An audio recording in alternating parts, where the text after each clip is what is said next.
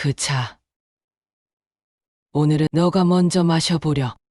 저는 잔을 밀어놓으며 조용히 웃었습니다. 은서의 손이 멈췄습니다.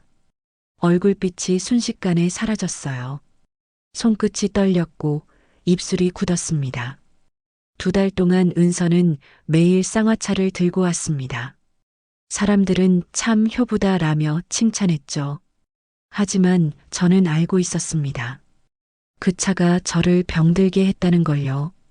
은서는 몰랐을 겁니다. 그 모든 날이 카메라에 고스란히 남아 있었다는 사실을. 오늘도 회상 라디오에 와주신 여러분 감사합니다. 고마운 마음을 담아 오늘의 사연 시작합니다. 복연은 남편의 장례를 치른 지 3년이 지났습니다. 그때도 봄이었습니다. 지금처럼 개나리가 피어나던 계절이었어요.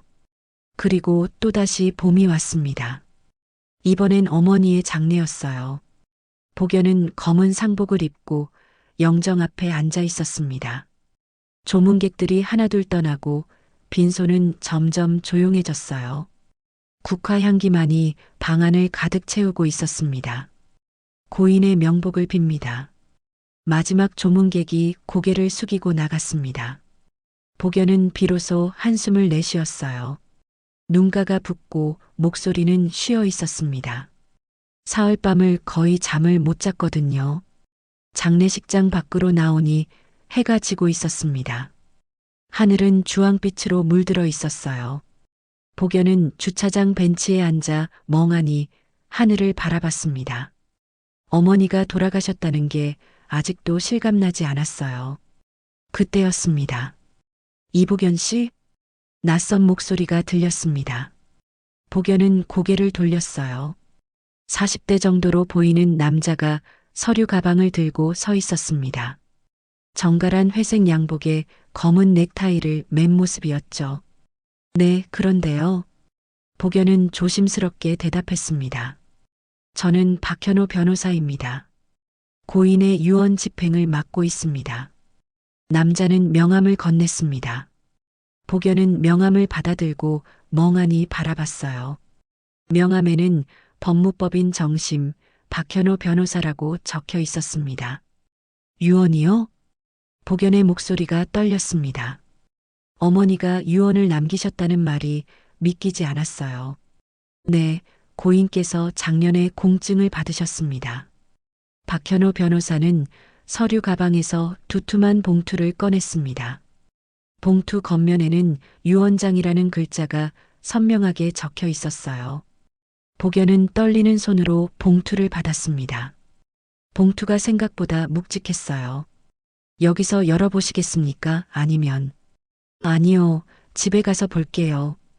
복연은 봉투를 가슴에 꼭 안았습니다. 변호사는 고개를 끄덕이고 다시 명함을 한 장 더 꺼냈어요. 내용 확인하신 후에 연락 주시면 됩니다. 절차상 설명드릴 게 있어서요. 네, 감사합니다. 복연은 고개를 숙여 인사했습니다. 변호사가 떠난 후 복연은 한참 동안 벤치에 앉아 있었어요.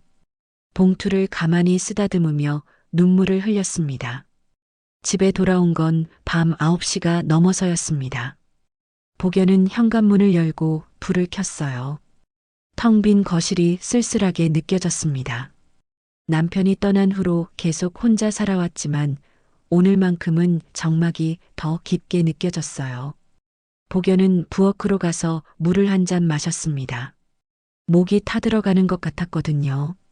그리고 거실 탁자 앞에 앉아 봉투를 열었습니다. 봉투 안에는 여러 장의 서류가 들어 있었어요. 복연은 첫 장을 펼쳤습니다. 유언공증서라는 제목이 보였어요.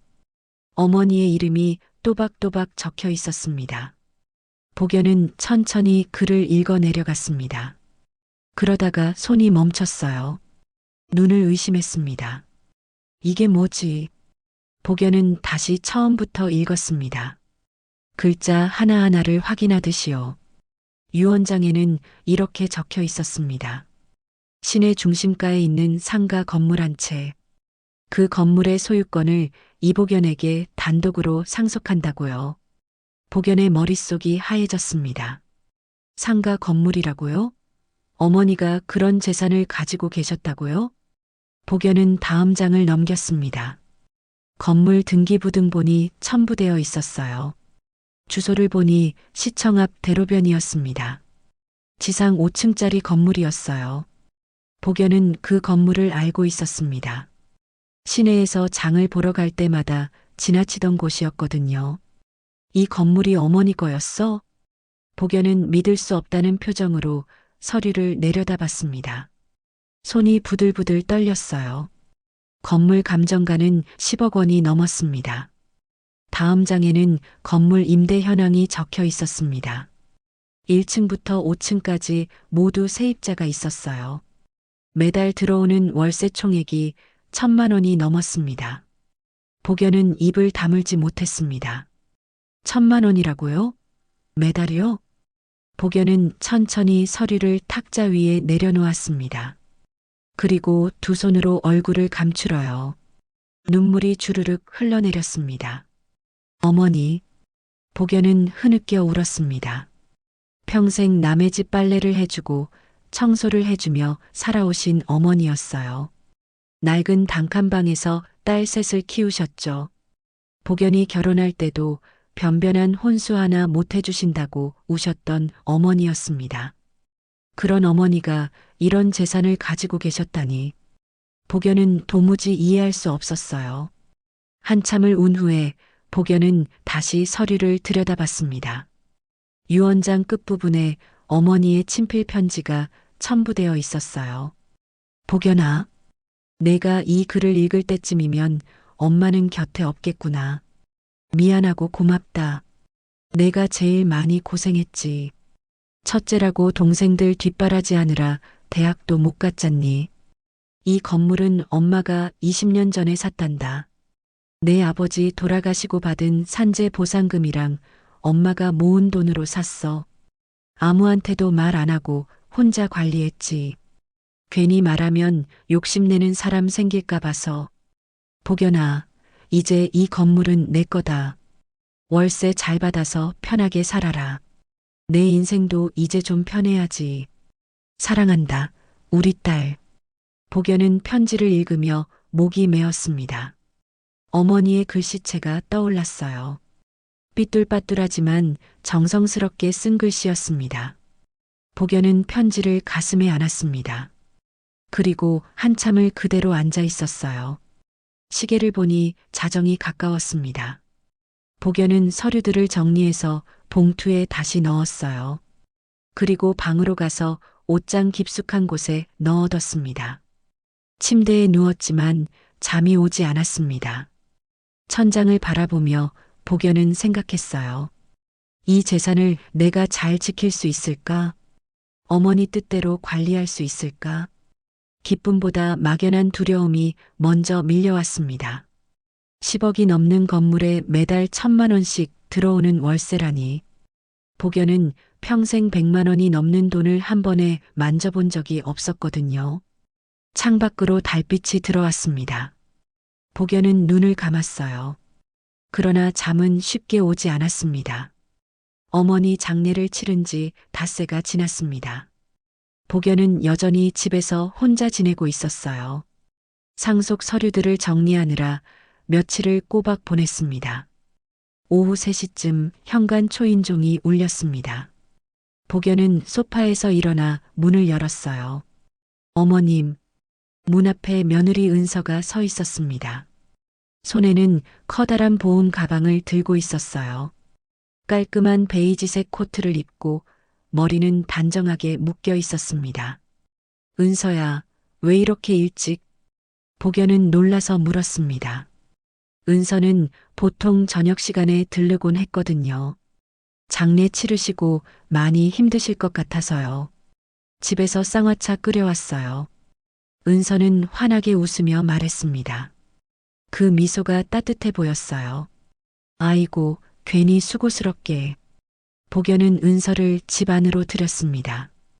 은서는 부엌으로 가더니 보온 가방에서 보온병을 꺼냈어요.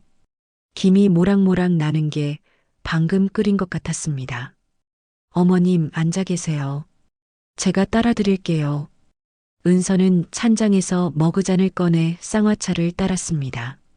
대추와 계피 향이 부엌을 가득 채웠어요. 생강 냄새도 은은하게 났습니다. 복연은 거실 소파에 앉아 은서를 바라봤습니다. 며느리의 뒷모습이 부지런해 보였어요. 어머님, 여기요. 은서는 쌍화차가 담긴 머그잔을 양손으로 조심스럽게 들고 왔습니다. 그리고 복연 앞 탁자에 살며시 내려놨어요. 고맙다, 은서야. 복연은 잔을 두 손으로 감싸 쥐었습니다. 따뜻한 온기가 손바닥으로 전해졌어요. 오랜만에 느껴보는 온기였습니다. 요즘 기운 없어 보이세요. 제대로 드시긴 하세요? 은서가 복연 옆에 앉으며 물었습니다. 목소리가 걱정스러워 보였어요. 먹긴 먹지. 근데 입맛이 없어서 말이야. 복연은 한숨을 쉬었습니다. 어머니가 돌아가신 후로 밥맛이 없었거든요. 그럴 줄 알았어요. 쌍화차 드시면 좀 나아지실 거예요. 제가 정성껏 끓였어요. 은서는 복연의 손을 꼭 잡았습니다. 그 손길이 따뜻했어요. 복연은 고개를 끄덕이고 쌍화차를 한 모금 마셨습니다. 달콤하면서도 약간 매운맛이 입안에 퍼졌어요. 생강 맛이 강했습니다. 맛있구나. 복연은 미소 지었습니다. 은서가 기뻐하는 표정을 지었어요. 다행이에요. 어머님 입맛에 맞으면 자주 끓여다 드릴게요. 은서는 자리에서 일어나 부엌으로 갔습니다. 그리고 냉장고를 열더니 안을 살펴봤어요. 어머님, 반찬이 없네요. 제가 집에서 좀 가져올게요. 아니야, 괜찮아. 복연이 손을 흔들었지만 은서는 이미 냉장고 문을 닫고 있었습니다. 안 해요. 혼자 계시는데 제대로 챙겨 드셔야죠. 은서의 목소리는 단호했습니다. 하지만 어딘가 묘하게 느껴졌어요. 복연은 그 느낌을 정확히 설명할 수 없었습니다. 복연은 다시 쌍화차를 한 모금 마셨습니다. 그런데 이번엔 쓴맛이 혀끝에 남았어요. 처음엔 몰랐는데 마실수록 쓴맛이 강해지는 것 같았습니다. 요즘 입맛이 왜 이렇지? 복연은 중얼거렸습니다. 은서가 돌아보며 물었어요. 뭐라고 하셨어요? 아니야, 혼잣말이야. 복연은 웃으며 고개를 저었습니다. 은서는 다시 부엌으로 시선을 돌렸어요. 어머님, 쌍화차 다 드시고 나서 좀 쉬세요. 피곤하실 텐데. 그래야겠구나. 복연은 잔을 들고 천천히 마저 마셨습니다. 쓴맛이 계속 남았지만 며느리의 정성을 생각하니 다 마셔야 할 것 같았어요. 은서는 싱크대를 닫고 거실을 정리했습니다. 그 모습이 참 부지런해 보였어요. 복연은 소파에 기대앉아 며느리를 바라봤습니다. 은서야, 너 요즘 무슨 일 있니? 복연이 불쑥 물었습니다. 은서는 손을 멈추고 고개를 들었어요. 무슨 일이요? 아니, 그냥 요즘 부쩍 자주 오는 것 같아서. 복연은 조심스럽게 말했습니다. 사실 은서는 평소엔 한 달에 한두 번 정도만 들렀거든요. 그런데 최근 들어 일주일에 두세 번씩 찾아왔습니다. 효도하는 마음이에요. 어머님 혼자 계시니까 걱정돼서요. 은서는 다시 환하게 웃었습니다. 하지만 그 미소가 어쩐지 어색해 보였어요. 복연은 그 느낌을 떨쳐버리려 애썼습니다. 고맙구나, 은서야. 복연은 빈 잔을 탁자에 내려놓았습니다. 그리고 소파에 몸을 기댔어요. 갑자기 피곤함이 밀려왔습니다. 어머님, 괜찮으세요? 은서가 다가와 물었습니다. 복연은 눈을 감으며 대답했어요. 응, 그냥 좀 졸린 것 같아. 그럼 방에 가서 누우세요. 제가 이불 깔아드릴게요. 은서는 복연의 팔을 잡고 일으켰습니다. 복연은 비틀거리며 방으로 걸어갔어요. 다리에 힘이 빠지는 것 같았습니다. 방에 누우니 눈꺼풀이 무거워졌습니다. 은서가 이불을 덮어주며 속삭였어요. 푹 쉬세요, 어머님. 복연은 대답할 힘도 없이 잠에 빠져들었습니다. 얼마나 잤을까요? 복연은 깜깜한 밤에 눈을 떴습니다. 시계를 보니 밤 11시였어요. 5시간 넘게 잔 겁니다. 이상하네. 복연은 몸을 일으켰습니다. 머리가 멍했어요. 입안은 바짝 말라 있었습니다. 부엌으로 나가 물을 마셨습니다. 그제야 정신이 조금 들었어요. 복연은 싱크대에 놓인 머그잔을 바라봤습니다. 은서가 깨끗이 씻어놓은 잔이었어요. 쌍화차를 마시고 이렇게 깊이 잠들다니. 복연은 고개를 갸웃거렸습니다. 평소엔 잠이 얕은 편이었거든요. 조그만 소리에도 깨곤 했어요. 복연은 거실로 돌아와 소파에 앉았습니다. 텔레비전을 켰지만 내용이 머릿속에 들어오지 않았어요. 문득 쌍화차의 쓴맛이 떠올랐습니다. 그 맛이 유난히 강했던 것 같았어요. 요즘 입맛이 변한 건가? 복연은 혼잣말을 하며 고개를 저었습니다. 그리고 별일 아니라며 웃어넘겼어요. 하지만 마음 한구석이 불편했습니다. 무언가 이상하다는 느낌. 그 느낌이 계속 맴돌았습니다. 쌍화차를 마신 지 사흘이 지났습니다. 복연은 여전히 몸이 무거웠어요.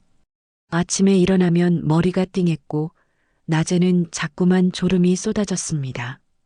오전 10시쯤 복연은 장을 보러 나갔습니다.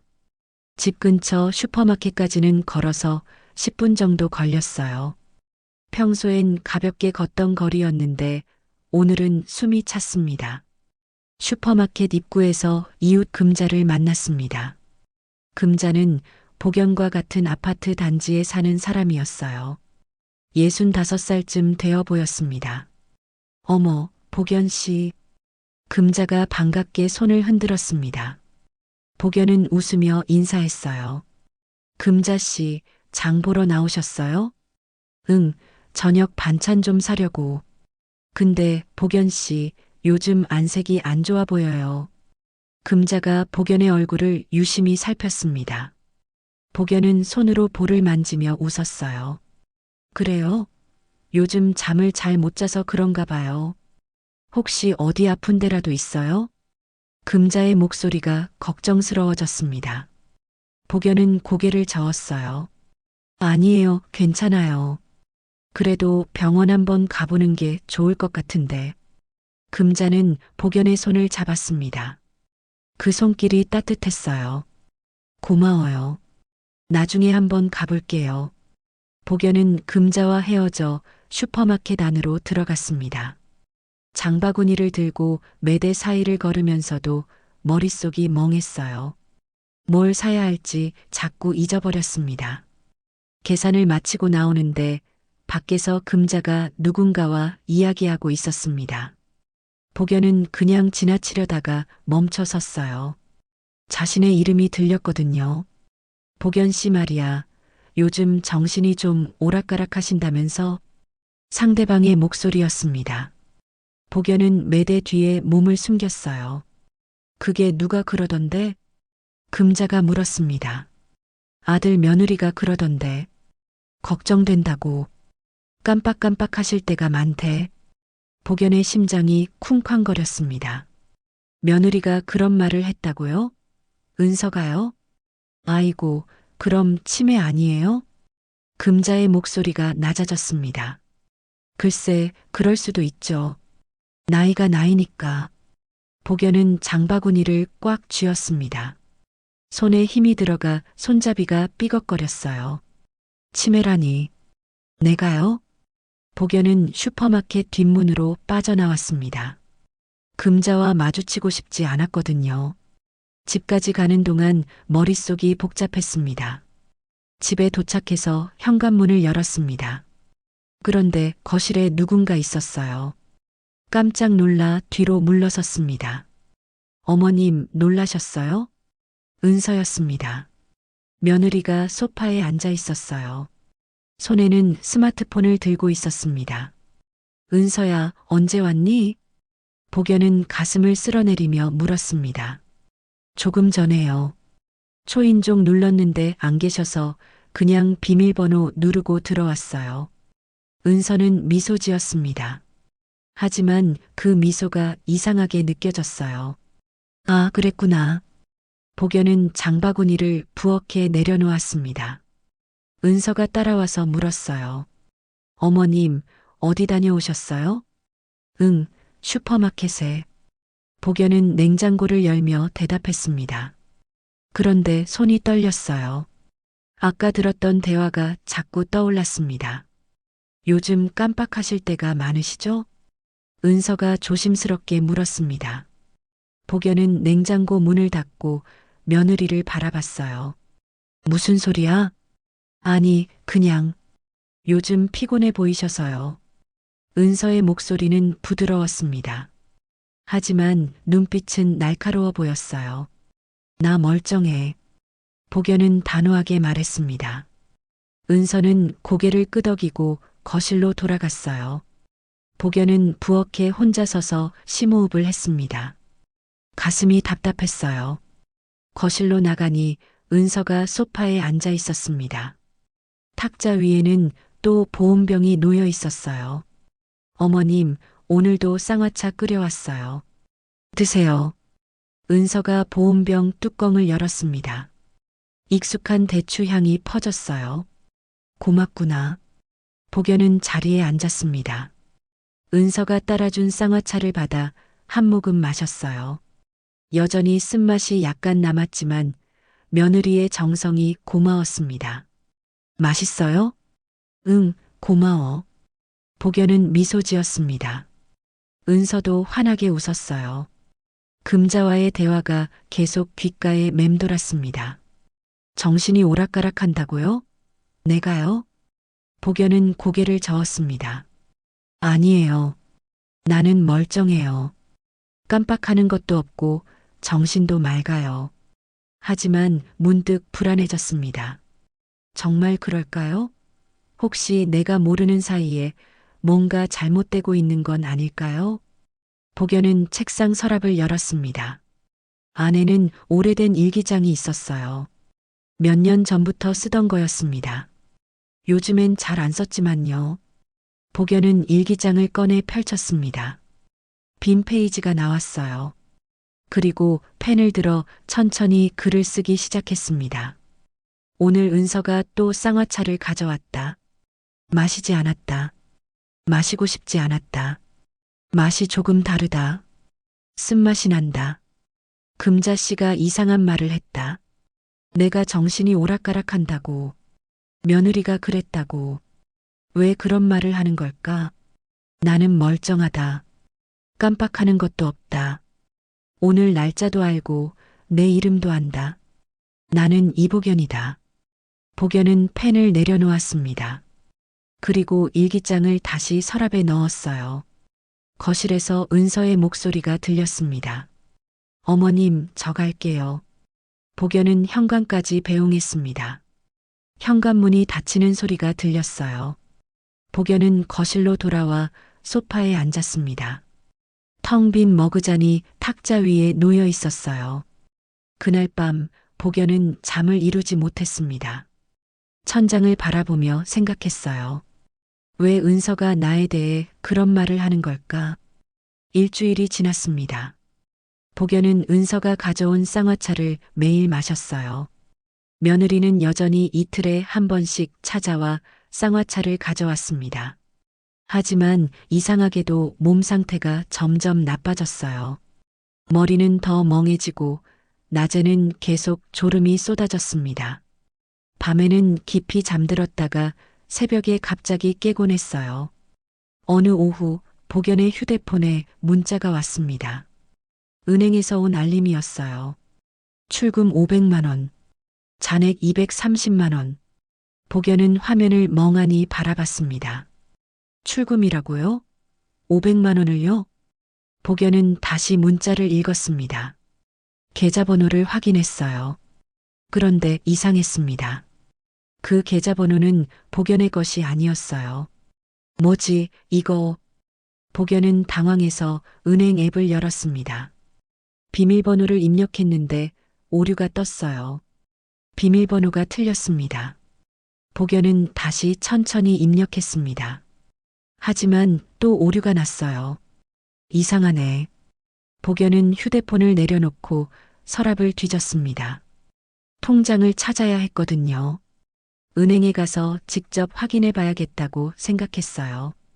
서랍을 열었습니다. 평소에 통장을 넣어두던 자리였어요. 하지만 통장이 없었습니다. 분명 여기 뒀는데 복연은 서랍 안을 다 뒤졌습니다. 통장이 보이지 않았어요. 옷장도 열어봤고 책상 위도 뒤졌습니다. 없었습니다. 복연은 거실로 나가 소파 밑을 살폈습니다. 부엌 서랍도 열어봤어요. 통장은 어디에도 없었습니다. 1시간 넘게 집안을 뒤졌지만 통장은 나타나지 않았어요. 복연은 소파에 주저앉았습니다. 가슴이 두근거렸어요. 내가 어디 둔 걸까? 복연은 머리를 감싸쥐었습니다.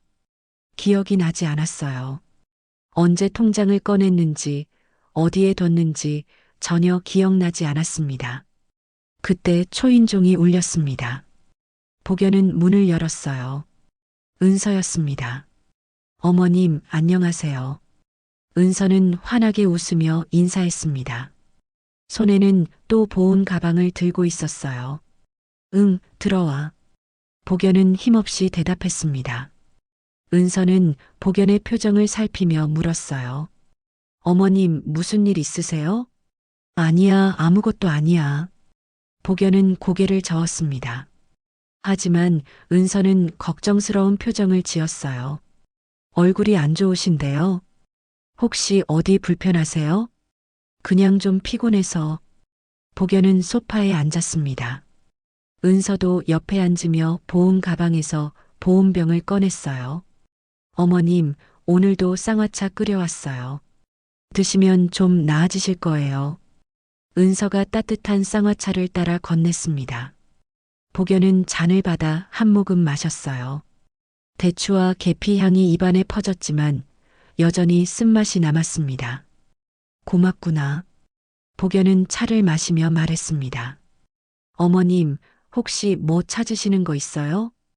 은서가 조심스럽게 물었습니다. 복연은 고개를 들어 며느리를 바라봤어요. 왜 그렇게 물어? 아니, 그냥 방이 좀 어질러진 것 같아서요. 은서가 방문 쪽을 가리켰습니다. 복연은 방을 돌아봤어요. 서랍이 열려 있고 옷장 문도 반쯤 열려 있었습니다. 아, 통장 좀 찾고 있었어. 복연은 한숨을 쉬었습니다. 통장이요? 어디 두셨는데 없어요? 은서의 목소리가 높아졌습니다. 서랍에 뒀는데 없더라고. 언제 마지막으로 보셨어요? 글쎄, 기억이 잘 안 나네. 복연은 이마를 짚었습니다. 정말 기억이 나지 않았어요. 은서는 잠시 말이 없었습니다. 그러더니 조용히 말했어요. 어머님, 요즘 기억이 조금 흐리신가 봐요. 복연은 며느리를 똑바로 쳐다봤습니다. 무슨 소리야? 아니, 그냥. 통장도 어디 두셨는지 모르시고 요즘 깜빡하실 때가 많으시잖아요. 은서의 말투는 부드러웠습니다. 하지만 그 말이 복연의 가슴을 찔렀어요. 나 멀쩡해. 그냥 깜빡한 것뿐이야. 복연의 목소리가 떨렸습니다. 은서는 복연의 손을 잡았어요. 걱정 마세요. 제가 같이 찾아드릴게요. 은서는 일어나서 방으로 갔습니다. 복연은 소파에 앉아 멍하니 있었어요. 10분쯤 지나서 은서가 나왔습니다. 어머님 못 찾았어요. 혹시 다른 데 두셨을 수도 있어요. 그럴 리 없어. 난 항상 서랍에 넣어뒀어. 복연은 고개를 저었습니다. 그럼 은행에 가서 재발급 받으세요. 비밀번호도 다시 설정하시고요. 은서가 제안했습니다. 복연은 고개를 끄덕였어요. 그래야겠네. 제가 같이 갈까요? 아니야, 혼자 갈 수 있어.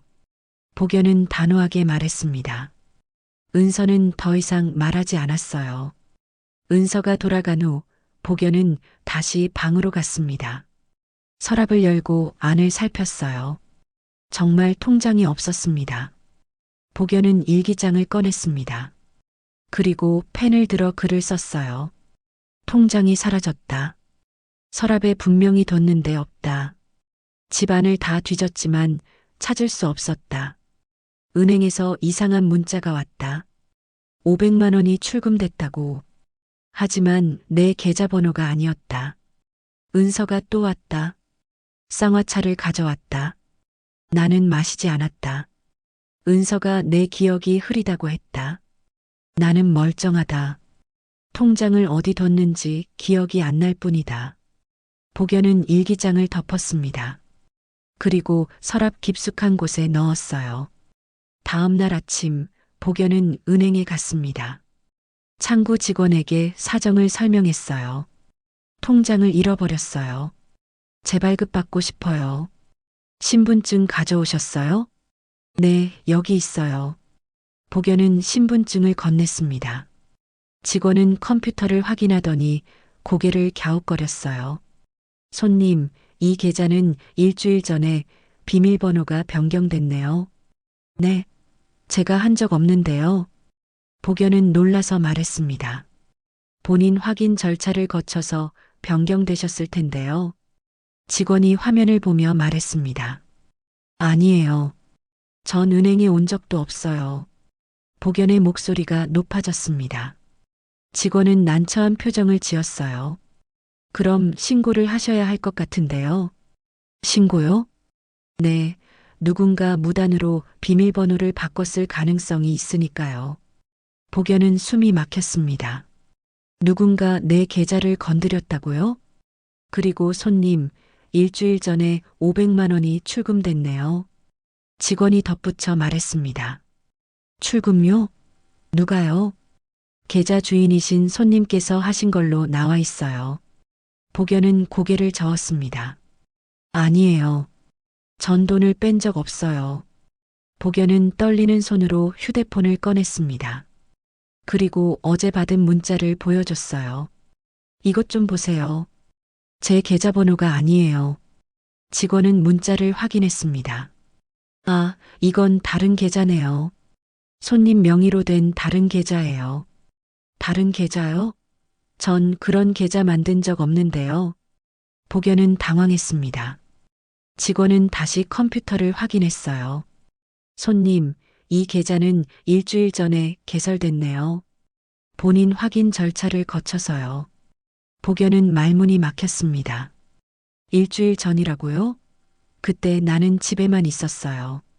누가 이런 짓을 한 거죠? 복연의 목소리가 떨렸습니다. 직원은 안타까운 표정을 지었어요.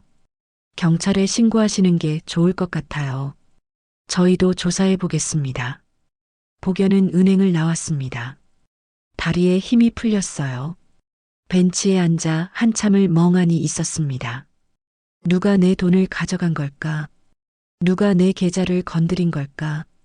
복연의 머릿속에 한 사람의 얼굴이 떠올랐습니다. 하지만 그 생각을 떨쳐버렸어요. 아니야, 설마. 은행에서 돌아온 후 복연은 경찰서에 신고하려고 했습니다. 하지만 멈췄어요. 증거가 없었거든요. 누가 했는지도 모르고 통장도 없었습니다. 그날 밤부터 이상한 일들이 일어났습니다. 새벽 4시쯤 복연은 잠에서 깼습니다. 목이 말랐어요. 부엌으로 가려고 일어나는데 거실에 불이 켜져 있었습니다. 내가 불을 켰나? 복연은 고개를 갸웃거리며 거실로 나갔습니다. 탁자 위에 머그잔이 하나 있었어요. 김이 모락모락 올라오고 있었습니다. 복연은 잔을 집어들었습니다. 대추 향이 났어요. 쌍화차였습니다. 이게 뭐지? 복연은 당황했습니다. 이 차를 내가 끓였다고요? 언제요? 복연은 부엌으로 갔습니다. 싱크대에는 냄비가 놓여 있었어요. 안에 쌍화차가 남아 있었습니다.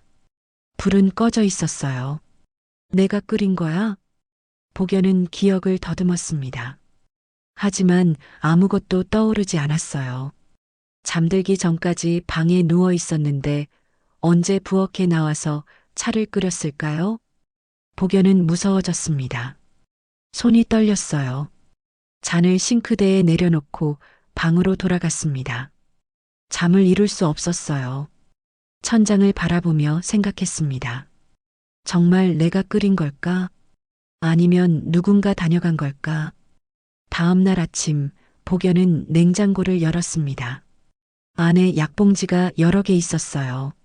하얀색 봉지들이었습니다. 이게 뭐지? 복연은 봉지를 하나 꺼냈습니다. 약 같았어요. 하지만 복연은 약을 먹은 적이 없었습니다. 봉지를 열어보니 하얀 가루가 들어 있었어요. 냄새를 맡았는데 아무 냄새도 나지 않았습니다. 복연은 봉지를 다시 냉장고에 넣었습니다. 그리고 휴대폰으로 사진을 찍었어요. 나중에 확인해야겠다고 생각했습니다. 오후에 신발을 신으려고 현관에 갔습니다. 그런데 신발장 위에 리모컨이 놓여 있었어요. 텔레비전 리모컨이었습니다. 왜 여기 있지? 복연은 리모컨을 집어들었습니다. 리모컨은 항상 거실 탁자 위에 두는데 어떻게 신발장 위에 있을까요? 복연은 점점 불안해졌습니다. 이상한 일들이 계속 일어났어요. 물건들이 제자리에 없었습니다. 안경은 냉장고 안에서 발견됐고 휴대폰은 욕실 선반에 있었어요. 내가 둔 걸까? 복연은 스스로가 믿어지지 않았습니다. 하지만 집에는 복연 혼자뿐이었어요. 사흘째 되는 날 은서가 찾아왔습니다. 어머님, 안색이 안 좋으세요. 은서는 걱정스러운 표호로 말했습니다. 응, 요즘 잠을 잘 못 자서. 복연은 힘없이 대답했습니다. 병원 가보세요. 검사만 받아보면 마음이 편해질 거예요. 은서가 복연의 손을 잡았습니다. 복연은 며느리의 얼굴을 바라봤어요. 진심으로 걱정하는 것 같았습니다. 무슨 검사? 그냥 건강검진이요. 요즘 피곤해 보이시니까. 은서의 목소리는 부드러웠습니다. 하지만 복연은 이상하게 등골이 서늘했어요. 나중에 생각해 볼게. 복연은 손을 빼냈습니다. 은서는 아쉬운 표정을 지었어요. 어머님, 오늘도 쌍화차 끓여왔어요. 은서가 보온병을 꺼냈습니다.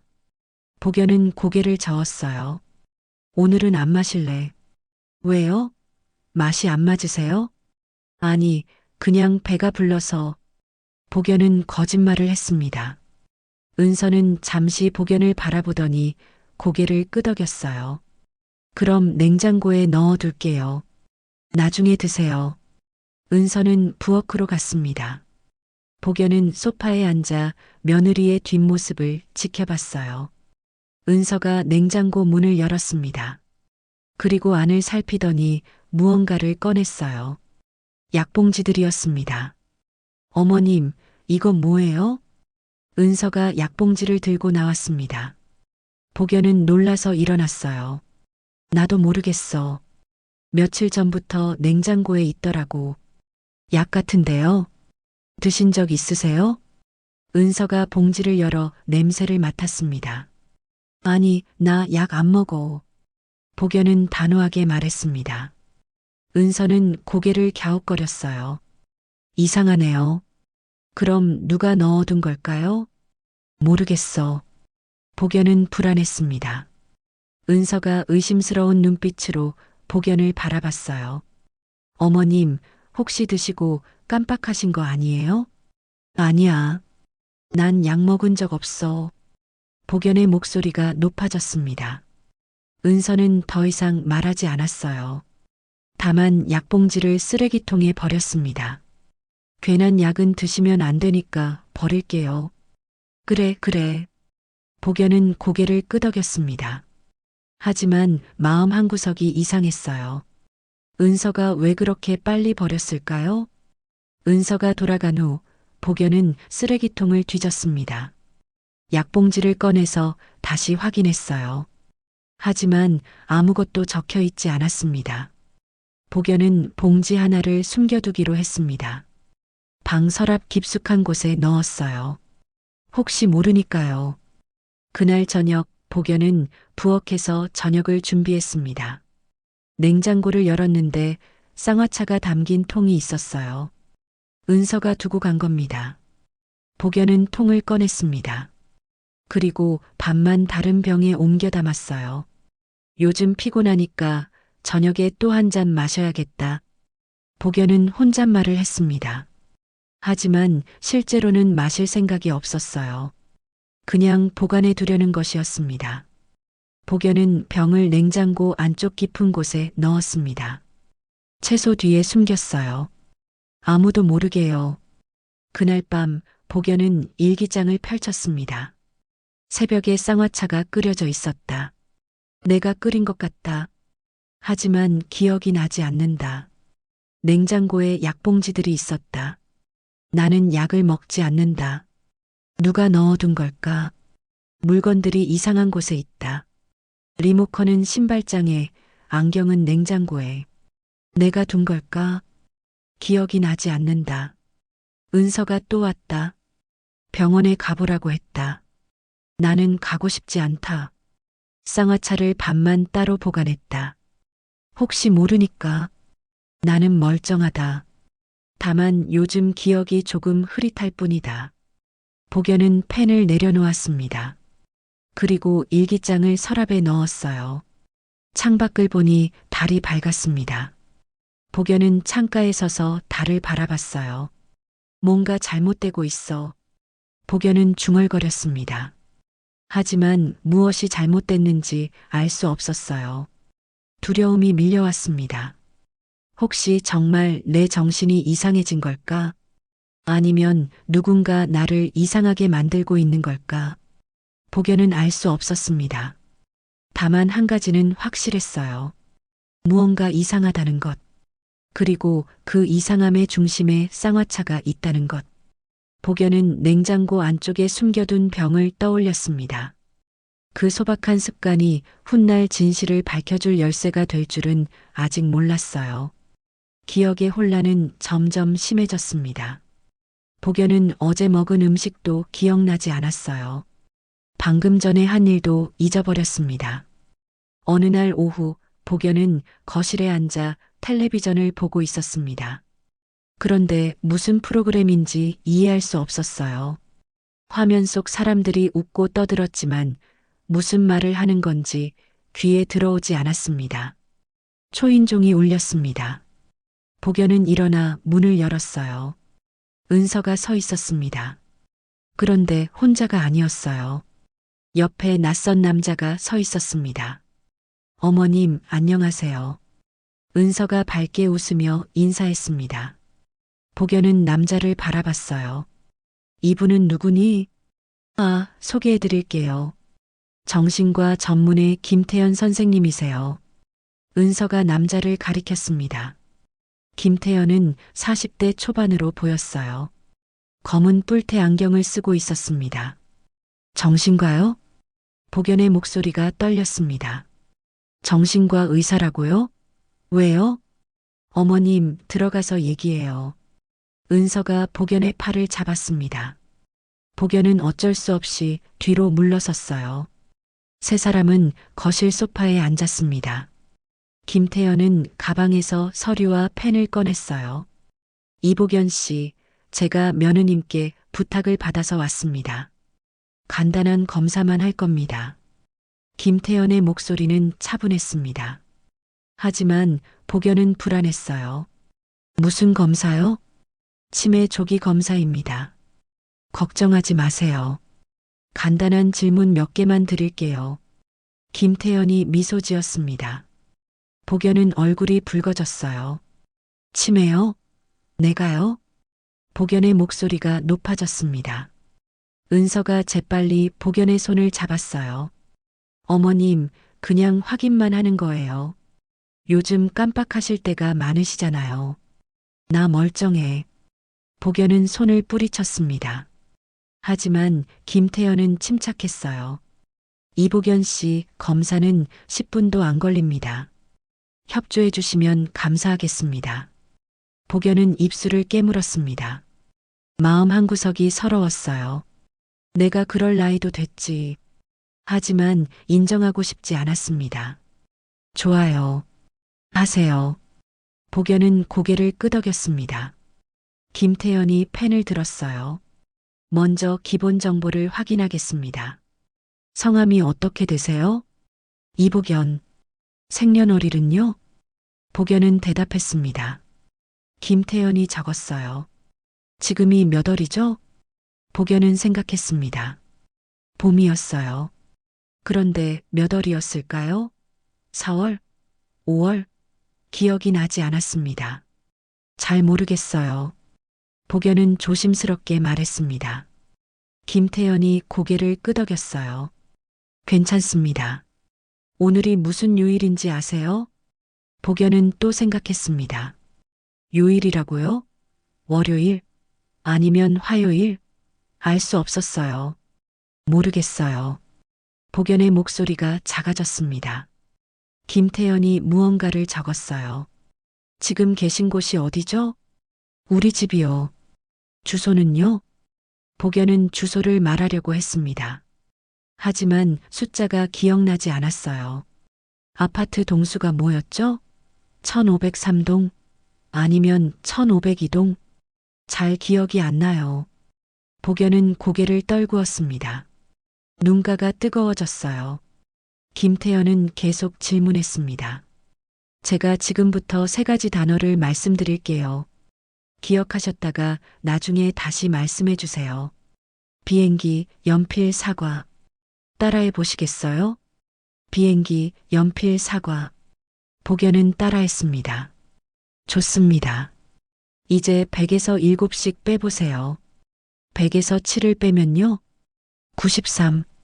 93에서 7을 빼면요? 복연은 머리를 쥐어짰습니다. 계산이 안 됐어요. 숫자들이 머릿속에서 뒤죽박죽 섞였습니다. 잘 모르겠어요. 복연은 눈물을 참았습니다. 김태연이 부드럽게 말했어요. 괜찮습니다. 마지막으로 아까 제가 말씀드린 3단어가 뭐였죠? 복연은 생각했습니다. 3단어라고요? 뭐였죠? 비행기. 그 다음은 뭐였을까요? 비행기하고요. 나머지는 기억이 안 나요. 복연의 목소리가 떨렸습니다. 눈물이 뺨을 타고 흘러내렸어요. 김태연은 펜을 내려놓았습니다. 그리고 복연을 바라봤어요. 이복연 씨 검사 결과 경도 인지 장애 의심 소견이 있습니다. 그게 뭔데요? 복연이 물었습니다. 치매 초기 단계일 수 있다는 뜻입니다. 정밀 검사를 받아보시는 게 좋겠습니다. 김태연의 말이 복연의 가슴을 찔렀어요. 치매라고요? 나한테요? 그럴 리 없어요. 나 멀쩡해요. 복연은 고개를 저었습니다. 하지만 김태연은 단호했어요. 검사 결과가 그렇습니다. 가족분들이 잘 케어해 주셔야 할 것 같습니다. 김태연이 은서를 바라봤습니다. 은서는 고개를 끄덕이며 복연의 손을 잡았어요. 어머님, 걱정 마세요. 제가 곁에 있을게요. 은서의 목소리는 따뜻했습니다. 하지만 그 말이 복연에게는 이상하게 들렸어요. 곁에 있다니. 무슨 뜻일까요? 김태연이 일어나 가방을 챙겼습니다. 처방전을 드리겠습니다. 약을 드시면 증상 진행을 늦출 수 있습니다. 김태연은 처방전을 은서에게 건넸어요. 복연이 아니라 은서에게요. 제가 약 챙겨드릴게요, 어머님. 은서가 미소 지었습니다. 복연은 그 미소를 보며 소름이 돋았어요. 김태연이 떠난 후 은서는 부엌으로 갔습니다. 익숙한 소리가 들렸어요. 물 끓는 소리였습니다. 어머님, 쌍화차 한 잔 드세요. 기운 나실 거예요. 은서가 쌍화차를 들고 나왔습니다. 복연은 멍하니 잔을 받아 마셨어요. 이제는 습관처럼 마시고 있었습니다.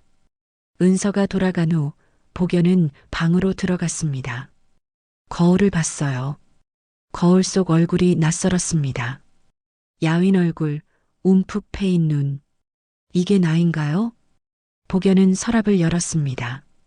일기장을 꺼내 펼쳤어요. 그리고 떨리는 손으로 글을 썼습니다. 오늘 의사가 왔다. 은서가 데려왔다.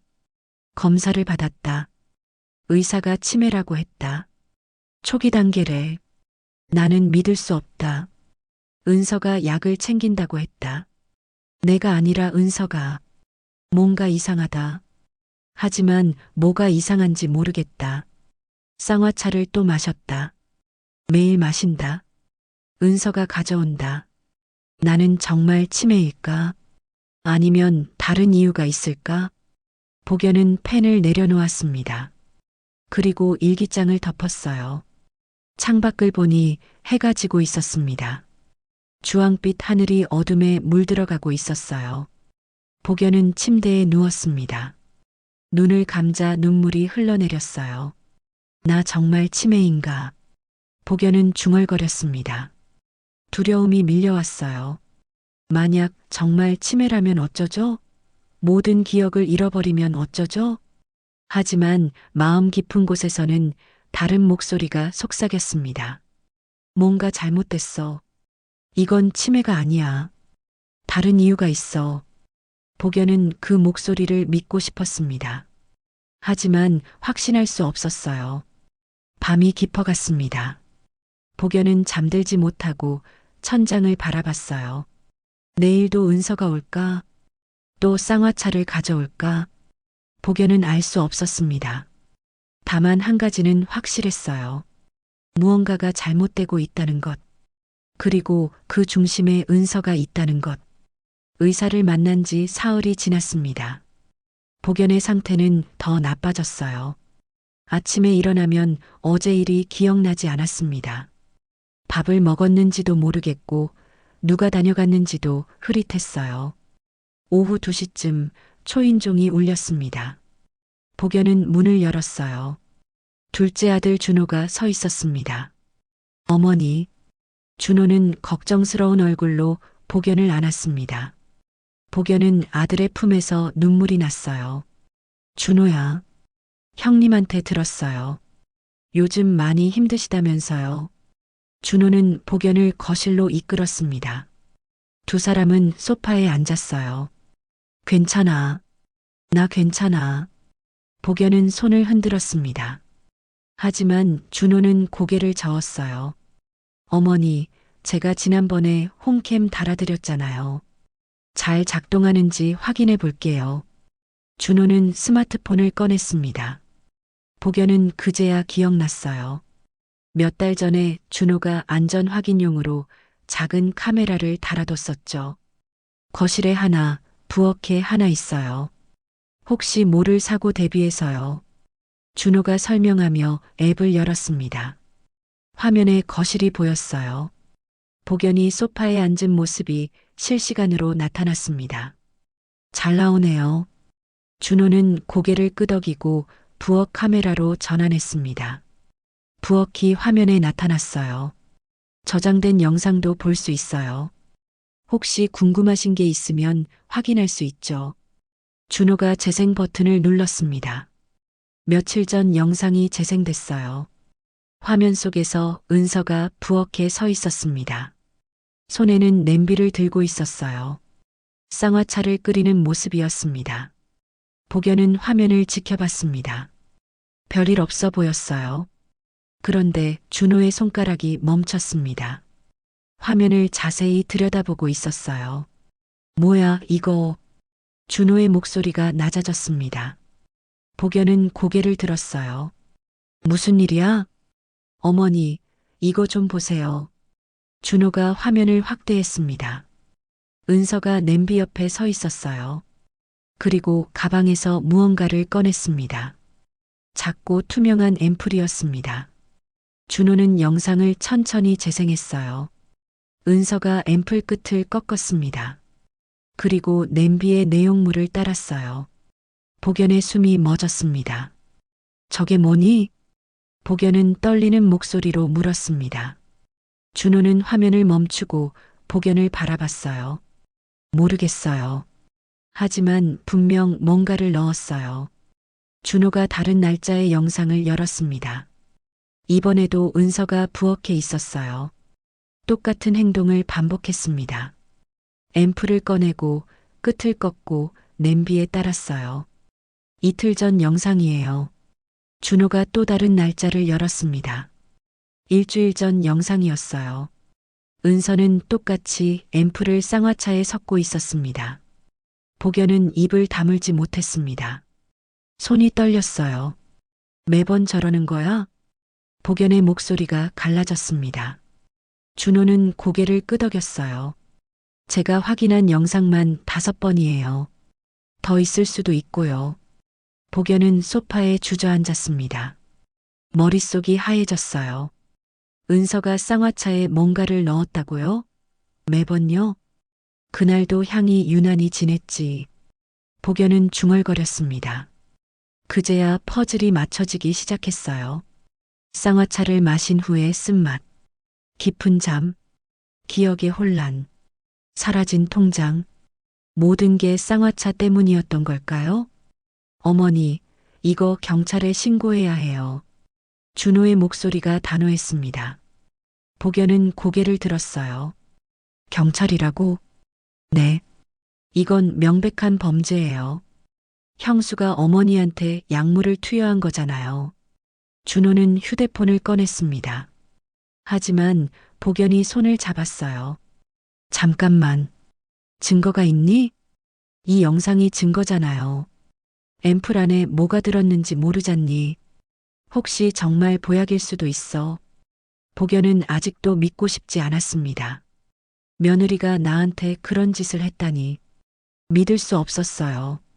준호는 잠시 생각하더니 말했습니다. 그럼 증거를 찾아야죠. 어머니, 혹시 형수가 준 쌍화차 남은 거 있어요? 복연은 눈을 깜빡였습니다. 그리고 기억났어요. 있어. 냉장고에. 복연은 부엌으로 달려갔습니다. 냉장고를 열고 채소 뒤를 뒤졌어요. 며칠 전에 숨겨둔 병이 있었습니다. 이거야. 복연은 병을 꺼내 준호에게 건넸습니다. 준호는 병을 들고 냄새를 맡았어요. 이거 분석해봐야겠어요. 제가 아는 약사한테 가져갈게요. 준호가 병을 조심스럽게 가방에 넣었습니다. 준호야, 혹시 형수 모르게 조사할 수 있을까? 복연이 물었습니다. 준호는 고개를 끄덕였어요. 일단 약사한테 가져가서 뭐가 들었는지 확인해 볼게요. 결과 나오면 바로 연락드릴게요. 준호는 서둘러 집을 나갔습니다. 복연은 혼자 거실에 남았어요. 소파에 앉아 멍하니 있었습니다. 머릿속으로 지난 일들이 스쳐 지나갔어요. 은서가 처음 쌍화차를 가져왔던 날. 그때부터 몸이 이상해졌어요. 졸리고 정신이 흐릿하고 기억이 사라졌죠. 통장이 없어진 것도, 계좌가 무단 개설된 것도, 비밀번호가 바뀐 것도 모두 내가 정신이 없을 때 일어난 일이었어요. 복연은 서랍을 열고 일기장을 꺼냈습니다. 그동안 적어둔 기록들을 읽었어요. 쌍화차를 마신 날들, 이상한 증상들, 은서의 방문 기록, 모든 게 일기장에 적혀 있었습니다. 내가 미친 게 아니었어. 복연은 중얼거렸습니다. 눈물이 흘러내렸어요. 나는 치매가 아니었어요. 은서가 나를 그렇게 만든 거였어요. 복연은 일기장을 꼭 안았습니다. 이 기록이 나를 지켜줬어요. 내가 정신이 멀쩡하다는 걸 증명해줬어요. 준호가 나간 후 복연은 혼자 거실에 앉아 있었습니다. 손이 계속 떨렸어요. 창밖을 보니 어둠이 내리고 있었습니다. 가로등이 하나둘 켜졌어요. 복연은 일기장을 펼쳤습니다. 그리고 오늘 일을 적었어요. 준호가 왔다. 홈캠을 확인했다. 은서가 쌍화차에 무언가를 넣는 걸 봤다. 앰플 같은 것이었다. 내가 미친 게 아니었다. 은서가 나한테 뭔가를 한 거다. 준호가 쌍화차를 가져갔다. 분석한다고 했다. 두렵다. 하지만 이제 알아야 한다. 진실을. 복연은 펜을 내려놓았습니다. 그리고 창밖을 바라봤어요. 은서는 왜 그런 짓을 한 걸까요? 상속받은 건물 때문일까요? 아니면 다른 이유가 있을까요? 복연은 알 수 없었습니다. 하지만 한 가지는 확실했어요. 더 이상 쌍화차를 마시지 않을 거라는 것. 그리고 진실을 반드시 밝혀낼 거라는 것. 복연은 일기장을 서랍에 넣었습니다. 그리고 방으로 들어가 침대에 누웠어요. 오늘 밤은 오랜만에 깊이 잠들 수 있을 것 같았습니다. 쌍화차 없이요. 복연은 눈을 감았습니다. 내일 준호에게서 연락이 올 거예요. 그러면 모든 게 분명해질 겁니다. 두려움이 분노로 바뀌는 순간이었습니다. 다음 날 아침, 복연은 일찍 일어났습니다. 밤새 잠을 설쳤어요. 준호에게서 연락이 올까봐 휴대폰을 계속 확인했습니다. 오전 10시쯤 휴대폰이 울렸습니다. 준호였어요. 어머니, 지금 약국에 왔어요. 약사 선생님이 쌍화차 분석해 주신대요. 정말 고맙구나. 복연의 목소리가 떨렸습니다. 준호는 잠시 말을 멈췄다가 다시 말했어요. 어머니, 약사 선생님이 이상한 말씀을 하시는데요. 무슨 말? 형수가 여기 자주 왔대요. 약을 사러요. 복연은 숨이 멎었습니다. 은서가 약국에 자주 갔다고요? 잠깐만요. 제가 약사 선생님께 바꿔드릴게요. 준호의 목소리가 멀어졌습니다. 잠시 후 여자 목소리가 들렸어요. 여보세요. 이복연 씨 맞으시죠? 저는 이 약국 약사 장미숙입니다. 네, 안녕하세요. 복연은 긴장한 목소리로 대답했습니다. 따님 되시는 분이 가져온 액체 분석해 봤어요. 그런데 이게 보통 쌍화차가 아니에요. 무슨 말씀이세요? 쌍화차 성분에 다른 물질이 섞여 있어요. 정확한 분석은 국립과학수사연구원에서 해야 하는데 제가 보기엔 수면 유도 성분 같아요. 복연은 입술을 깨물었습니다. 손에 든 휴대폰이 미끄러질 뻔했어요. 그리고요, 따님 되시는 분 말이에요. 장미숙이 조심스럽게 말을 이었습니다. 네. 그분 여기 자주 오셨어요. 한두 달 전부터요. 수면제 사러요. 수면제요? 복연의 목소리가 높아졌습니다. 네. 처음엔 본인이 잠을 못 잔다고 하시더니 나중엔 시어머님이 불면증이라고 하셨어요. 한 달에 두세 번씩 오셨죠. 복연은 말문이 막혔습니다. 은서가 수면제를 샀다고요?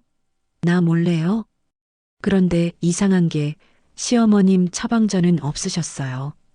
그래서 일반 수면 유도제만 드렸는데 장미숙의 목소리가 낮아졌습니다. 지금 생각해보니 좀 이상했어요. 혹시 그 약을 쌍화차에 섞으셨나 싶어서요. 복연은 눈을 감았습니다. 모든 게 분명해졌어요. 감사합니다. 도움 많이 됐어요. 복연은 간신히 말하고 전화를 끊었습니다. 소파에 주저앉아 고개를 떨구었어요. 은서가 수면제를 샀어요. 한 달에 두세 번씩? 그리고 그걸 쌍화차에 탔어요. 내가 모르게요. 복연은 분노와 배신감에 몸이 떨렸습니다. 1시간쯤 지나서 준호가 집에 왔습니다. 손에는 서류 봉투를 들고 있었어요. 어머니, 국과수에 정식으로 분석 의뢰했어요. 일주일 정도 걸린대요. 준호는 복연 옆에 앉았습니다. 복연은 아들의 손을 꽉 잡았어요. 고맙다, 준호야. 당연한 거예요. 형수가 이런 짓을 하다니. 믿을 수가 없어요. 준호의 목소리에 분노가 묻어났습니다. 형한테는 말했니? 복연이 물었습니다. 준호는 고개를 저었어요. 아직이요. 증거가 확실해진 다음에 말하려고요. 그래, 그게 낫겠다. 복연은 고개를 끄덕였습니다. 큰아들에게 말하면 은서가 눈치챌 수도 있었어요. 어머니, 이제부터는 형수가 가져온 음식 절대 드시면 안 돼요. 알아. 이제 안 마실 거야. 복연은 단호하게 말했습니다. 그리고 이거요. 준호가 서류 봉투에서 종이 한 장을 꺼냈습니다. 제가 은행에 가서 어머니 계좌 거래 내역 뽑아왔어요. 복연은 종이를 받아들었습니다. 거래 내역에는 출금 기록들이 적혀 있었어요. 어머니, 지난 한 달 동안 총 1,200만 원이 빠져나갔어요. 뭐라고? 복연은 놀라서 종이를 다시 봤습니다. 500만 원, 300만 원, 400만 원. 여러 번에 걸쳐 돈이 빠져나갔어요. 언제 이런 일이? 복연은 기억이 나지 않았습니다. 이 돈을 내가 뺀 걸까요? 아니면 어머니가 하신 게 아닐 거예요. 통장이랑 도장도 없어졌잖아요. 준호가 말했습니다. 그럼 누가? 형수 말고 누가 있겠어요. 준호의 목소리가 차가웠습니다. 복연은 종이를 내려놓았습니다. 손이 떨렸어요. 1,200만 원이라고요. 그 많은 돈을. 어머니, 경찰에 신고해야 해요. 지금 당장요. 준호가 휴대폰을 꺼냈습니다. 하지만 복연이 손을 잡았어요. 잠깐만. 국과수 결과가 나온 다음에 하자. 왜요? 지금 당장 해도 되는데. 증거가 확실해야 해. 은서가 발뺌할 수도 있잖니. 복연은 침착하게 말했습니다. 준호는 잠시 생각하더니 고개를 끄덕였어요. 알겠어요. 일주일만 기다리죠. 준호가 돌아간 후 복연은 혼자 집에 남았습니다. 서랍을 열고 일기장을 꺼냈어요. 그동안 적어둔 기록들을 다시 읽었습니다. 쌍화차를 마신 날들, 이상한 증상들, 은서의 방문 기록들, 모든 게 증거였어요. 복연이 미친 게 아니라는 증거, 은서가 계획적으로 이 일을 저질렀다는 증거. 복연은 새 페이지를 펼쳤습니다. 그리고 오늘 일을 적었어요. 준호가 약국에 갔다. 약사가 말했다. 은서가 수면제를 자주 샀다고. 나 몰래. 쌍화차에 수면제가 섞여 있었다. 국과수에 분석 의뢰했다. 계좌에서 1,200만 원이 빠져나갔다. 내가 한 게 아니다. 은서가 한 것이다. 이제야 퍼즐이 맞춰진다. 은서는 나를 치매 환자로 만들려고 했다. 약을 먹여서 정신을 흐리게 하고 돈을 빼돌렸다. 왜 그랬을까? 상속받은 건물 때문일까? 돈 때문일까? 복연은 펜을 내려놓았습니다. 그리고 창밖을 바라봤어요. 해가 중천에 떠 있었습니다. 밝은 햇살이 거실로 쏟아져 들어왔어요. 복연은 일어나 부엌으로 갔습니다. 냉장고를 열고 안을 살폈어요. 은서가 가져온 반찬들이 있었습니다. 복연은 그것들을 모두 꺼내 쓰레기 봉투에 넣었습니다. 하나도 남김없이요. 이제 내 음식은 안 먹어. 복연은 중얼거렸습니다. 목소리가 단호했어요. 쓰레기 봉투를 묶어 현관 밖에 내놨습니다. 그리고 다시 부엌으로 돌아와 냉장고 문을 닫았어요. 이제 일주일만 기다리면 됩니다. 국과수 결과가 나오면 모든 게 분명해질 거예요. 복연은 거실 소파에 앉았습니다. 텔레비전을 켰지만 화면을 보지 않았어요. 그저 생각에 잠겼습니다. 은서의 얼굴이 떠올랐습니다.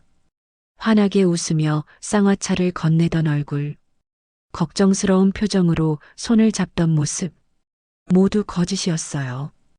효도하는 며느리에 가면 뒤에 숨은 탐욕, 그 탐욕이 복연을 병들게 만들었어요.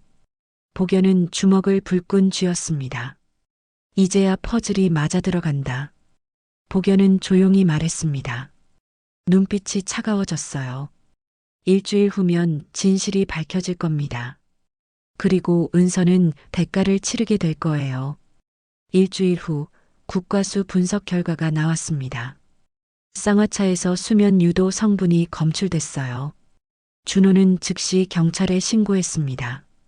사흘 뒤 은서가 경찰에 소환됐습니다.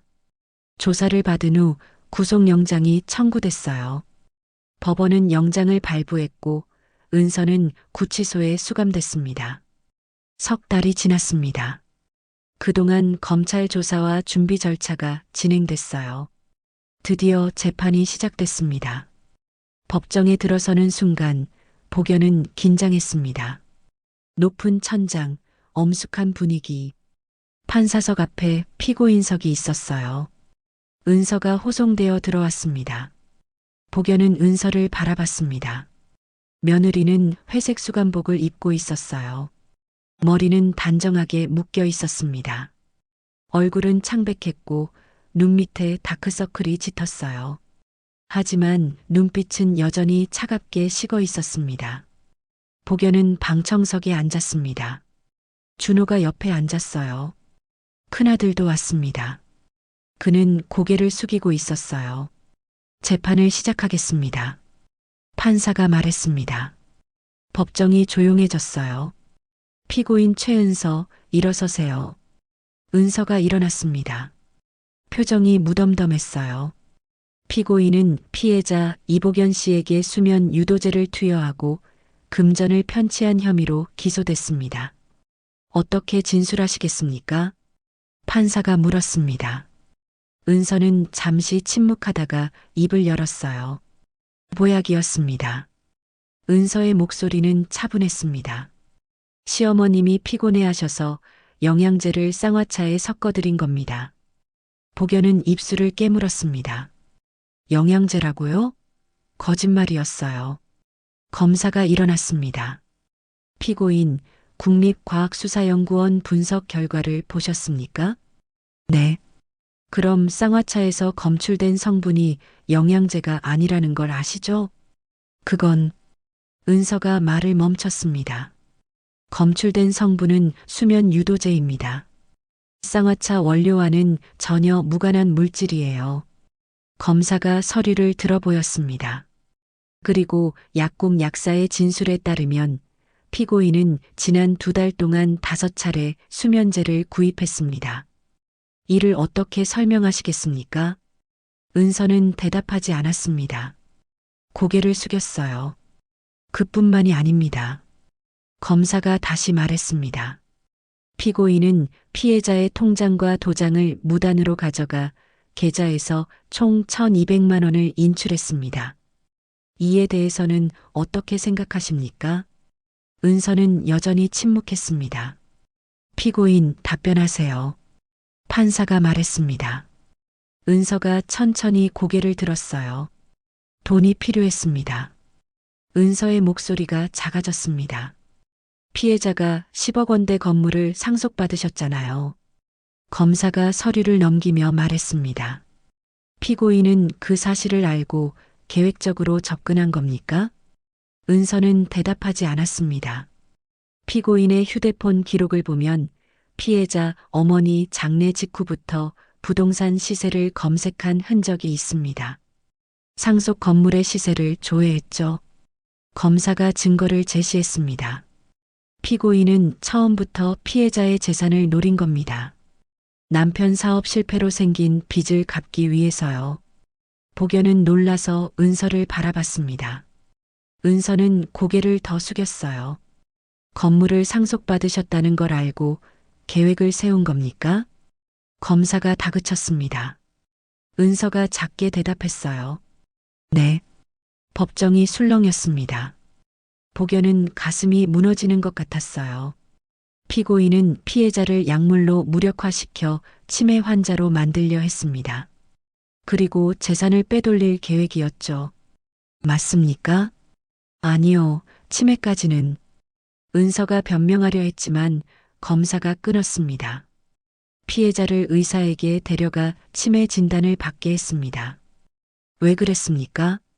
그건 치매 환자로 만들면 법적 능력을 제한할 수 있기 때문 아닙니까? 성년후견인을 신청해서 재산을 관리하려던 거죠? 검사의 말에 법정이 다시 술렁였습니다. 은서는 아무 말도 하지 못했어요. 검사가 자리에 앉았습니다. 이번엔 변호인이 일어났어요. 재판장님, 피고인은 시어머님을 해치려던 게 아닙니다. 단지 잠시 돈이 필요했을 뿐입니다. 그렇다고 해서 약물을 투여하고 금전을 편취한 행위가 정당화될 수는 없습니다. 판사가 단호하게 말했습니다. 증거 자료를 제시하세요. 검사가 다시 일어나 스크린을 켰습니다. 홈캠 영상이 재생됐어요. 화면 속에서 은서가 부엌에 서 있었습니다. 앰플을 꺼내 끝을 꺾고 냄비에 따르는 모습이 선명하게 보였어요. 법정이 조용해졌습니다. 은서는 화면을 보며 눈을 감았어요. 피고인은 이 영상을 부인하시겠습니까? 판사가 물었습니다. 은서는 고개를 저었어요. 아니요. 그럼 인정하시는 겁니까? 네. 은서의 목소리가 떨렸습니다. 복연은 며느리를 바라봤습니다. 은서의 얼굴에 눈물이 흐르고 있었어요. 하지만 복연은 동정심이 들지 않았습니다. 피해자 이복연 씨, 진술하시겠습니까? 판사가 복연을 바라봤습니다. 복연은 일어났어요. 네. 복연은 증인석으로 걸어갔습니다. 다리가 떨렸지만 참았어요. 피고인이 쌍화차를 가져온 건 언제부터입니까? 어머니 장례 직후부터요. 2달 정도 됐습니다. 그 후로 어떤 증상이 있었습니까? 기억이 흐려졌어요. 깜빡깜빡했고 방금 한 일도 기억나지 않았습니다. 복연의 목소리가 떨렸습니다. 의사 진단은 받으셨습니까? 네. 며느리가 의사를 데려왔어요. 치매 초기라고 했습니다. 하지만 실제로는 치매가 아니었죠? 네. 약 때문이었습니다. 복연은 은서를 똑바로 바라봤습니다. 은서는 고개를 숙였어요. 피해자께서는 어떤 처벌을 원하십니까? 판사가 물었습니다. 복연은 잠시 생각했어요. 법대로 처벌해 주세요. 복연의 목소리는 단호했습니다. 효도라니. 참 무서운 말이네요. 복연은 덧붙였습니다. 법정이 조용해졌어요. 재판은 2시간 넘게 이어졌습니다. 증인신문, 증거조사가 끝난 후 판사가 최종 발언을 했어요. 피고인 최은서는 피해자를 약물로 무력화시키고 금전을 편취했습니다. 이는 명백한 범죄 행위입니다. 판사가 서류를 내려다봤습니다. 피고인의 행위는 가족 간 신뢰를 무너뜨린 중대한 범죄입니다. 따라서 본 재판부는 다음과 같이 판결합니다. 법정이 숨죽였습니다. 피고인 최은서 징역 3년을 선고합니다. 판사의 목소리가 법정에 울려 퍼졌습니다. 은서는 그 자리에 주저앉았습니다. 복연은 눈을 감고 조용히 숨을 내쉬었어요. 끝났습니다. 긴 악몽이 끝났어요. 복연은 법정을 나왔습니다. 준호가 어깨를 감싸 안았어요. 어머니 수고하셨어요. 고맙다 준호야. 복연은 아들의 품에서 눈물을 흘렸습니다. 이번엔 슬픔의 눈물이 아니었어요. 해방의 눈물이었습니다. 복연은 하늘을 올려다봤습니다. 구름 사이로 햇살이 쏟아지고 있었어요. 이제 다시 시작할 수 있을 것 같았습니다. 재판이 끝난 지 일주일이 지났습니다. 복연은 집에서 조용히 지내고 있었어요. 마음이 차츰 평온해졌습니다. 어느 아침 복연은 일찍 일어났습니다. 창문을 열자 시원한 바람이 들어왔어요. 봄이 지나고 초여름이 왔습니다. 복연은 부엌으로 갔습니다. 찬장을 열고 약재들을 꺼냈어요. 대추, 인삼, 생강, 계피, 손에 익은 재료들이었습니다. 오랜만에 쌍화차를 끓이기로 했어요. 냄비에 물을 붓고 불을 켰습니다. 대추를 씻어 넣었어요. 인삼을 얇게 썰어 넣었습니다. 생강과 계피도 조금씩 넣었어요. 부엌에 향이 퍼지기 시작했습니다. 대추의 달콤한 향, 인삼의 쌉싸래한 향, 생강의 알싸한 향, 계피의 따뜻한 향, 이번엔 진짜였어요. 순수한 쌍화차의 향이었습니다. 복연은 냄비를 지켜보며 천천히 저었습니다. 거품이 보글보글 올라왔어요. 물이 갈색으로 변했습니다. 10분쯤 끓인 후 불을 껐습니다. 체에 걸러 머그잔에 따랐어요. 김이 모락모락 피어올랐습니다. 복연은 잔을 두 손으로 감싸 쥐었습니다. 따뜻한 온기가 손바닥으로 전해졌어요. 한 모금 마셨습니다. 입안에 달콤하고 쌉싸래한 맛이 퍼졌어요. 이상한 쓴맛은 없었습니다. 약 냄새도 나지 않았어요. 이게 진짜 쌍화차구나. 복연은 중얼거렸습니다. 눈가가 촉촉해졌어요. 복연은 거실로 가서 소파에 앉았습니다. 창밖을 바라보며 차를 마셨어요. 새들이 지저귀는 소리가 들렸습니다. 쌍화. 복연은 단어를 곱씹었습니다. 두 마음이 어우러진다는 뜻이지. 하지만 거짓과 진심은 함께 끓일 수 없었어요. 은서의 쌍화차는 겉으로만 정성이었습니다. 속에는 탐욕이 숨어 있었어요. 복연은 잔을 내려놓고 일기장을 꺼냈습니다. 마지막 페이지를 펼쳤어요. 그동안의 일들이 모두 기록되어 있었습니다. 쌍화차를 마신 날들, 이상한 증상들, 사라진 통장, 은서의 방문들. 복연은 펜을 들었습니다.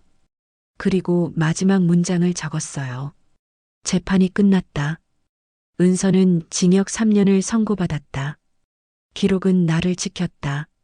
매일 일기를 쓴 덕분에 내가 미치지 않았다는 걸 증명할 수 있었다. 진실은 결국 향처럼 퍼진다. 숨길 수 없다. 이제 다시 시작이다. 복연은 펜을 내려놓았습니다. 일기장을 덮고 서랍에 넣었어요. 오후에 준호가 찾아왔습니다. 어머니, 안녕하세요. 어서 와라, 준호야. 복연은 아들을 반갑게 맞이했습니다. 준호는 복연의 얼굴을 보고 미소 지었어요. 어머니, 얼굴이 많이 좋아지셨네요.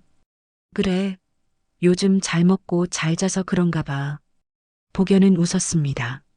정말 오랜만에 편하게 웃는 것 같았어요. 어머니, 이거 드릴 게 있어요. 준호가 서류 봉투를 꺼냈습니다. 복연은 봉투를 받아 열었어요. 안에는 은행 서류가 들어 있었습니다. 형수가 빼간 돈 일부 돌려받았어요. 1,000만 원이요. 정말? 복연은 놀라서 서류를 받습니다. 입금 내역이 적혀 있었어요. 나머지는 형수 재산 처분하면 받을 수 있대요. 시간이 좀 걸리겠지만요. 고맙다, 준호야. 내가 없었으면 어쩔 뻔했니? 복연은 아들의 손을 꽉 잡았습니다.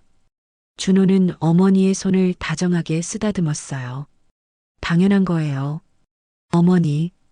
준호가 조심스럽게 말을 이었습니다. 형하고는 어떻게 하실 거예요? 복연은 잠시 침묵했습니다. 큰아들 생각을 하니 마음이 복잡했어요. 너희 형도 피해자야. 형수한테 속은 거지. 그래도 형이 좀 더 신경 썼어야 했는데. 준호의 목소리에 아쉬움이 묻어났습니다. 그래도 내 아들이야. 시간이 지나면 괜찮아질 거야. 복연은 창밖을 바라봤습니다. 시간이 약이라고 했어요.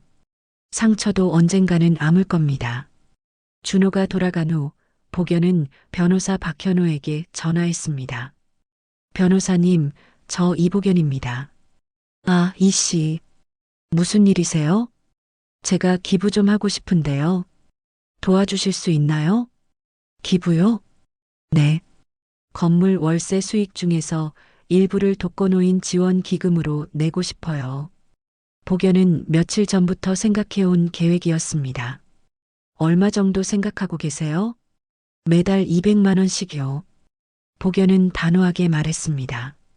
박현호는 잠시 침묵하다가 대답했어요. 좋은 생각이십니다. 제가 절차 도와드리겠습니다. 감사합니다. 복연은 전화를 끊고 미소 지었습니다. 어머니가 남긴 재산을 좋은 곳에 쓸 수 있어 기뻤어요. 며칠 후 복연은 동사무소에 갔습니다. 기부 절차를 마쳤어요. 담당 공무원이 감사하다고 여러 번 인사했습니다.